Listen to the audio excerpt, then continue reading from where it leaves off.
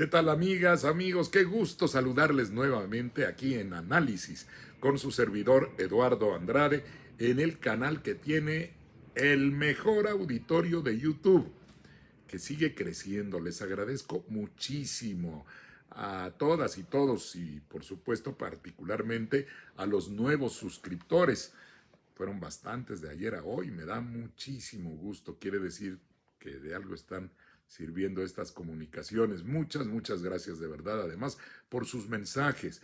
Y yo quisiera poder contestar todos los aspectos de preguntas o aclaraciones que quisieran que hiciera o ampliaciones, pero desgraciadamente no hay tiempo suficiente, pero créanme que lo voy a intentar. De hecho, lo estoy intentando al introducir algunas partes que corresponden a lo que me han hecho el favor de solicitarme que trate.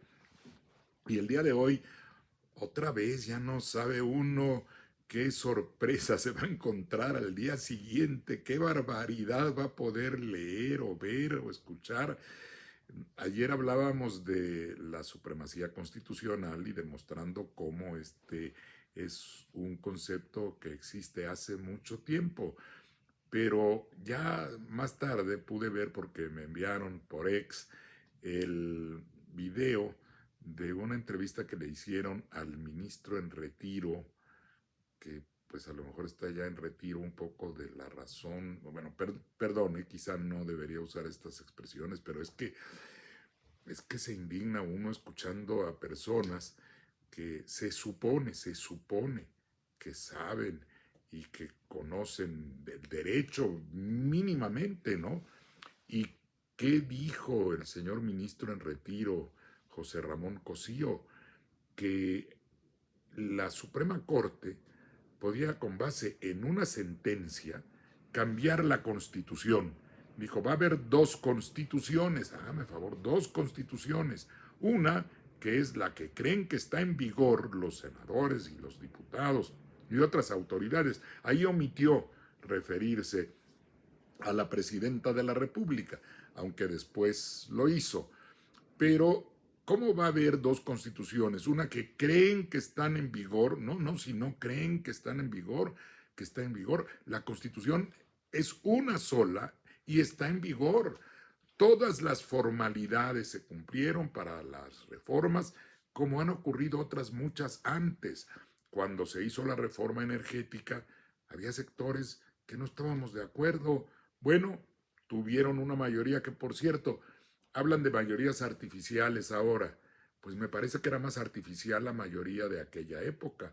El pacto por México entre, primero, dos partidos como el agua y el aceite, que parecía que no tenían ninguna posibilidad de llegar a hacer algo juntos y sin embargo se unieron en algo que fue un atentado contra los recursos naturales del país, contra las empresas públicas.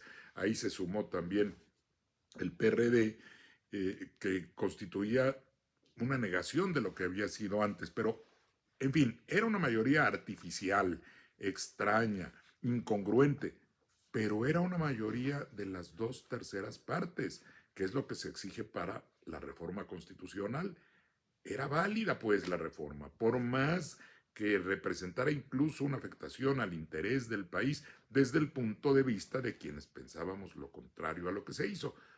Pero se hizo, y se hizo con base en la propia Constitución. Y ahora no pueden salir a decir que la mayoría calificada no tiene derecho a hacer los cambios en la Constitución que correspondan. Pero menos tiene derecho a alguien, que además fue ministro, a decir que hay dos constituciones, que va a haber dos constituciones, corrijo. Una que sería la que piensan que están en vigor senadores y diputados, que ya dijimos hay una sola, y otra, dijo, que provendría de la sentencia de la Corte. Bueno, ya es el colmo decir algo así. Las sentencias de la Corte no son una fuente de normas constitucionales, no generan constitución. Es más, en todo el proceso de reforma de la Constitución no interviene para nada el Poder Judicial. es solo el poder legislativo federal y los poderes legislativos de los estados. Ni la presidencia de la República participa ahí. ¿Por qué? Porque se trata de la conciencia colectiva del país, de la representación popular conjunta, que en un momento dado eleva su situación de ser distintos órganos legislativos para convertirse prácticamente en una unidad capaz de reformar la Constitución, que también llamamos poder constituyente permanente.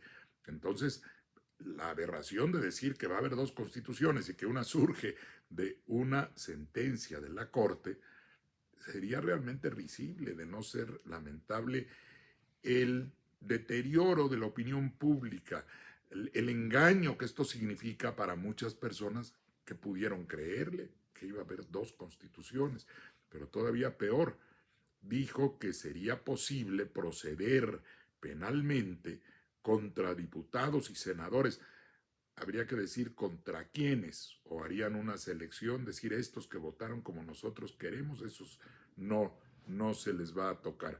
En todo caso, el acto es cometido o realizado, quito la palabra cometido, es realizado, es emitido, quise decir, por el Congreso en su conjunto, bueno, por cada Cámara, pero el Congreso es un órgano legislativo, de modo que al actuar, actúa si fuera una autoridad responsable en amparo, es una, no son tantos legisladores y quiénes fueron y quiénes no fueron. El órgano es uno solo. Entonces tendrían que proceder contra todos, ¿no? Independientemente de cómo hubiesen votado. Digo, si esa locura fuera posible, que no lo es. Y luego salió a decir que en la propia Suprema Corte, si no se cumplía con su sentencia, entonces iría con una consignación penal ante un juez de distrito o jueza de distrito para que le impusiera una pena a esos legisladores y a la presidenta de la República, hágame favor, pasando por encima de cualquier proceso, porque no, una cosa es, eso es cierto, que autoridades en materia que no tiene que ver con una reforma constitucional. Cuando alguna autoridad viola la Constitución, entonces sí el resultado de un desacato a la sentencia de la Corte puede llevar a que la Corte consigne, es decir, mande el asunto a un juez penal. Pero eso no quiere decir que el juez penal va a emitir una condena de inmediato.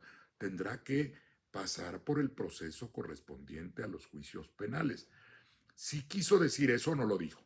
Él dijo claramente que les impongan una pena en un tono, ese sí, autoritario, autocrático, que los lleven y les impongan una pena. Uy, si hubiera habido otra pena peor, seguramente la hubiera mandado el señor ministro en retiro. Pero, ¿qué más? Le preguntó la conductora, bueno, pero hay reglas del fuero. No, eso pasamos también por encima de eso.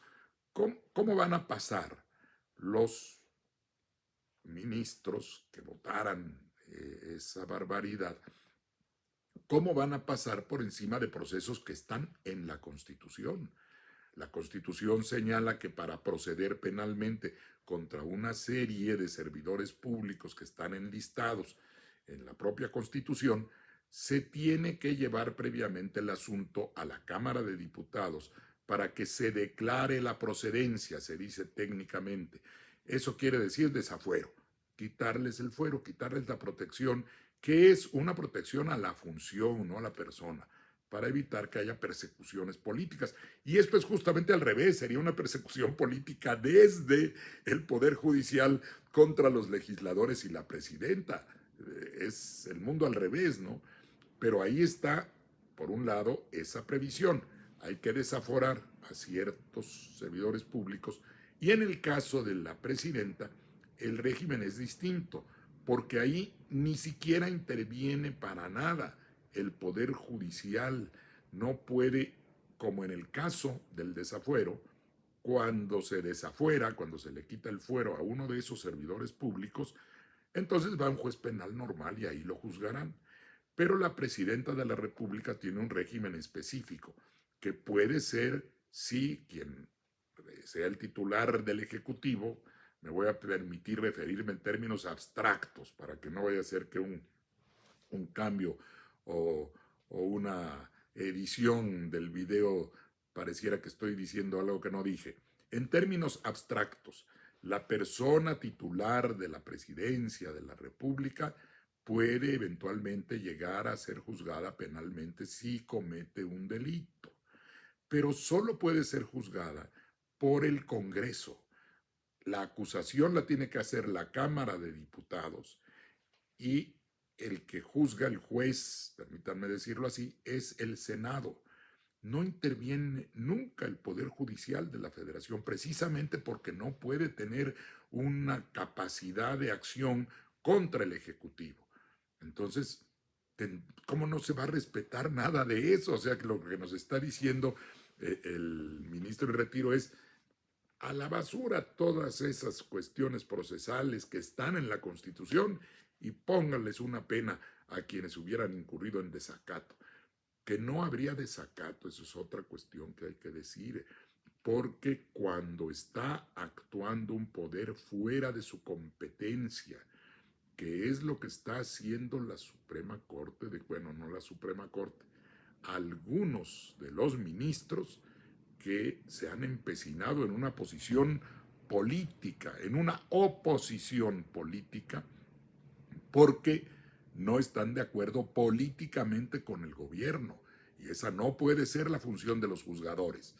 Habrá personas que, en parte de una democracia, siempre hay unos que están a favor de una cosa y otros de otra. Bueno, eso se resuelve en las urnas. La gente lucha como luchó el equipo correspondiente a lo que en su momento fue la izquierda, con diferentes matices, pero que lucharon siempre por un esquema de empresas públicas de propiedad del Estado, contrarios a la reforma energética. Perdieron una vez, ahora ganaron. Bueno, esa es la democracia. De modo que no se puede admitir lo que dijo el señor ministro en retiro. Y luego, ya estaba yo indignado de haber visto eso, y en la mañana dije: ya no puedo oír algo todavía peor. Pues sí lo oí. Germán Martínez, que además en algún momento fue electo bajo la bandera de la Cuarta Transformación, que no creía en nada de eso. ¿Por qué estuvo ahí entonces? ¿Por qué aceptó ser candidato? Y ahora, como parte de una especie de insania, de haber perdido, lo voy a decir en términos figurados, perdieron el juicio del pueblo cuando vino la elección. No se vaya a pensar que estoy diciendo otra cosa, ¿no? Aunque parece que sí. Pero ¿por qué digo esto? Porque dijo hoy que lo que sucedía es que estábamos en la hipótesis del último artículo de nuestra Constitución y que el gobierno estaba haciendo una rebelión democrática para acabarla de amolar. ¿Cómo? No, si hay un resultado democrático, eso es justamente la negación de una rebelión. Y una rebelión implica alzarse en armas en contra de un gobierno. Eso es una rebelión, no el hecho de que se transforme, se modifique una constitución por procedimientos democráticos como lo que acaba de pasar.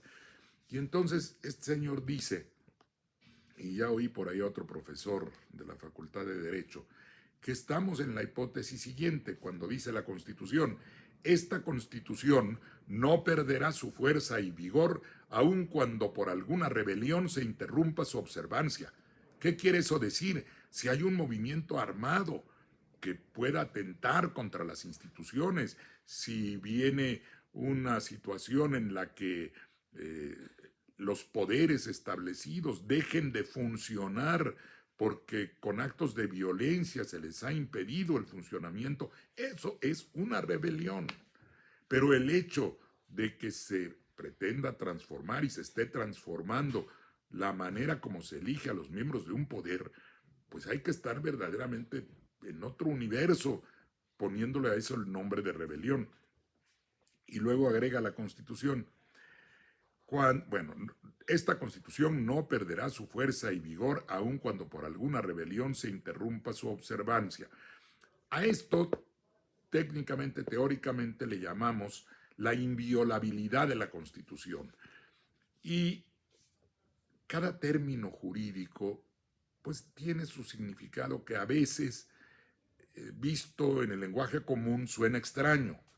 Porque ¿cómo se puede hablar, dirá alguien, de inviolabilidad de la Constitución si eventualmente puede ser violada? Sí, sí, sí, pero lo que quiere decir el término es que no debe ser violada la Constitución y que si lo es, hay que corregir esa violación, repararla y restituir a quien se hubiera afectado por la violación en sus derechos. ¿Qué sigue diciendo el 136, su último artículo de la Constitución? En caso de que por cualquier trastorno público se establezca un gobierno contrario a los principios que ella sanciona, aquí el gobierno está totalmente dentro de los principios constitucionales y está haciendo cumplir la Constitución, y esos principios están reflejados en su texto íntegro, aunque una parte sea producto de una reforma reciente. De modo que es también una locura decir que se estableció un gobierno contrario a los principios de la Constitución, si ese gobierno justamente acaba de surgir de una votación popular que le dio una amplísima mayoría. Y dice, tan luego como el pueblo recobre su libertad, se restablecerá su observancia, y con arreglo a ella y a las leyes que en su virtud se hubieren expedido, serán juzgados así los que hubieren figurado en el gobierno emanado de la rebelión.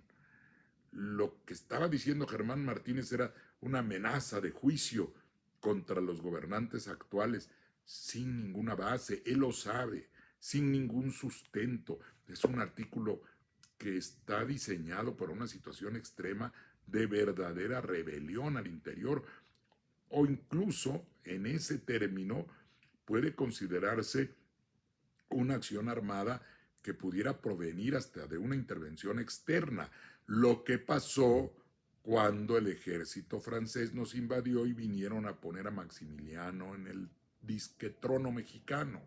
Ahí sí se estableció un gobierno contrario a los principios de la Constitución, y para recuperar la vigencia. De hecho, considera la Constitución que esta no se pierde nunca, que no perderá, dice la Constitución, su fuerza y vigor, la propia Constitución, aun cuando se interrumpa su observancia, pero en esas circunstancias de un gobierno establecido por la fuerza y, en el caso de Maximiliano, con intervención extranjera. Por eso luego Maximiliano fue juzgado y fue llevado al paredón, porque se aplicaba la idea de que había existido efectivamente una circunstancia anómala en donde pueden juzgarse a quienes han atentado violentamente contra el país. Si a esas vamos, bueno, no quiero exagerar, pero hay personas que desde un poder han atentado, entraron por la fuerza al recinto del Senado de la República. Si uno quisiera poner en términos exactamente teóricos esa acción violenta contra un poder, pues se asemeja más a la idea de una rebelión, ¿no? Hubo un acto violento de entrada por la fuerza al recinto donde sesionaban los senadores. Pero bueno, la, la prudencia ha imperado también a nivel como debe ser del gobierno de la República, y de considerar, como dijo, y creo que dijo muy bien la presidenta, aunque exista en la Constitución, porque existe el camino jurídico para proceder contra quienes hacen algo contra la Constitución, y que es lo que están haciendo un buen número de magistrados, de jueces, juezas, magistradas e incluso ministros y ministras de la Suprema Corte, desde el punto de vista político, que es lo que tiene que valorar una jefa de Estado, no solamente el conjunto de instrumentos jurídicos con los que cuenta, sino percibir la posible complicación o implicación que puede provenir de un acto que, aun siendo jurídicamente y constitucionalmente procedente, podría generar una situación que se considerara públicamente o externamente, o que finalmente diera resultados contraproducentes, que quienes están violando la Constitución de pronto aparecieran como víctimas, aunque el proceso hubiera sido correctamente realizado. De ahí que una valoración política, ¿qué es lo que cuenta cuando se está en esos niveles de relación constitucional entre poderes? El problema es político y la manera fundamental de actuar es con base, por supuesto, en la Constitución, con base jurídica, pero con prudencia política, con cálculo político para saber lo que conviene más a la nación. De manera que la prudencia pues ha estado del lado del gobierno de la República y seguirá estando según lo que hemos podido ver. Y si se desborda otro poder llegando a extremos de pretender desconocer la Constitución, pues sí pienso, como dijo también la presidenta, que deben considerar el juicio de la historia y volver a sus libros. Eso sería bueno, como los que les mostré ayer. Se los podemos mandar, oigan, léanlos, hombre, van a ver que no tienen razón. Pero en fin, veremos a ver qué pasa. Nos vemos, hasta luego.